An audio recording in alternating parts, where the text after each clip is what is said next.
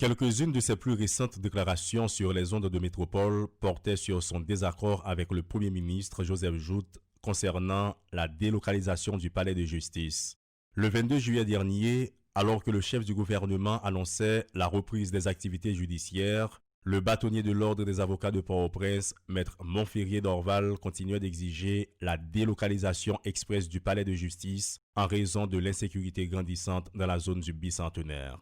Si Joseph Joute se montrait alors optimiste, pour maître Montferrier d'Orval, il n'était pas question de reprendre le travail dans ce climat où les groupes armés font et défont au bicentenaire. Jeudi dernier, à la veille de son assassinat, il dénonçait encore l'insécurité qui fait rage au bicentenaire et continuait d'exiger le déplacement du palais de justice. Nous avons la même exigence là.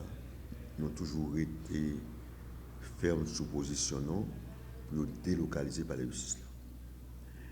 Bon apparence d'accalmie, mais mon ça nous craint là, mon toujours été armé toujours.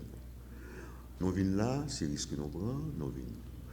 Pour nous, ça est venu, nous expliquer qu'il faut délocaliser. Même si pas délocaliser, c'est la base sécurité.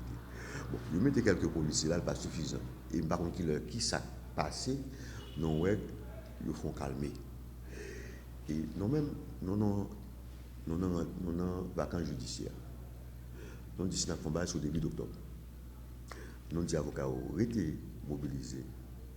À n'importe quel moment, nous avons demandé aux avocats pour cesser de fréquenter la justice. Plus près de nous, le Conseil de l'ordre du barreau des avocats de Port-au-Prince a installé le 26 août dernier 9 commissions techniques et scientifiques dédiées à des sujets divers comme le contrôle de l'exercice de la profession, l'éthique et la déontologie du métier, les droits et les libertés des justiciables. L'une d'entre elles devrait plancher sur les décrets présidentiels, car selon Maître Dorval, toutes les lois publiées par les présidents de la République étaient inconstitutionnelles. Il expliquait pourquoi. Pas oublier, M. Professeur, la matière.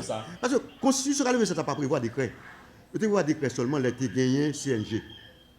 CNG et article 285-1 dans le dispositif transitoire de la Constitution.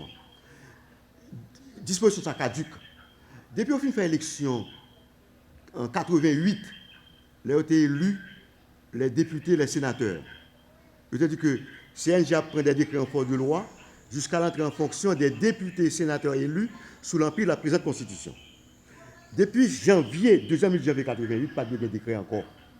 Mais là, on a coup d'État, nous tombons dans le décret, et l'amphi, avril, et ou pour la transition, on prend 82 décrets. Jusqu'à aujourd'hui. Il y a un décret toujours. Les décrets sont inconstitutionnels. C'est-à-dire les bon anomalie par le président de la République. Bon anomalie en tant que tout inconstitutionnel.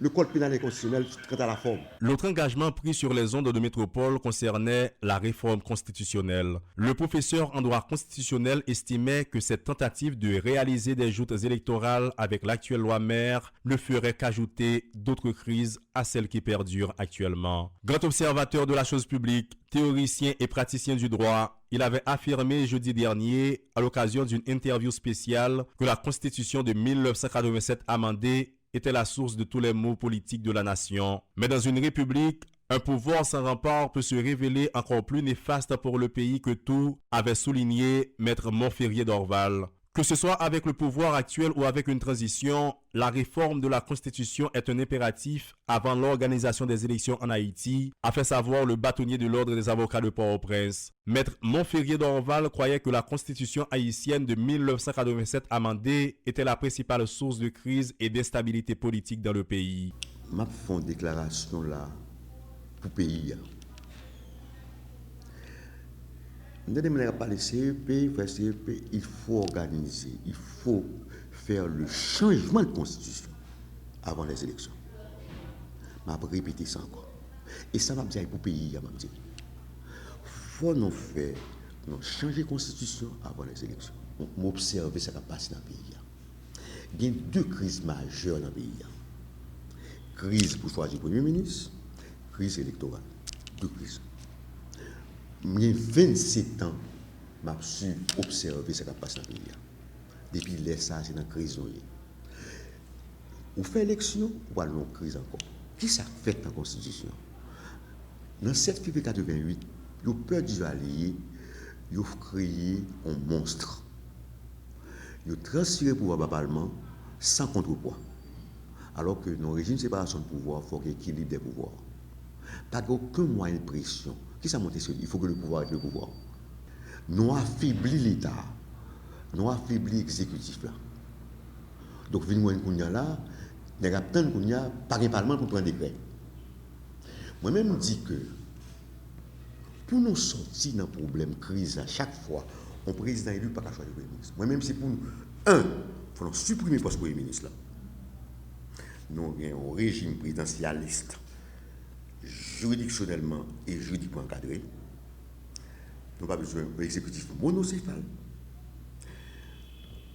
Parlement, on va réfléchir pour voir s'il faut un parlement bicaméral et pour que le président élu, une fois prêté serment, laisse pas prêter serment devant le Parlement, non. Le président prête serment devant la nation. Parce que nous faisons sans réfléchir. Le président prête serment devant la nation. Et puis, quand le président élu, ça, qui prête serment devant la nation, dès lors qu'il est le jour même, il forme le gouvernement. Et l'installer le tout. La machine de l'insécurité continue de faire des victimes. Hommes d'affaires, hommes politiques, journalistes, policiers, des personnalités connues comme des anonymes tombent chaque jour sous les balles des bandits. Pire encore, ni les bébés ni les femmes enceintes ne sont pas à l'abri désormais. La disparition brutale du bâtonnier de l'ordre des avocats de Port-au-Prince, maître Montferrier d'Orval, a meurtri le pays tout entier. Un pays qui n'en peut plus de voir les plus dignes de ses fils mourir alors qu'ils en ont tant à offrir.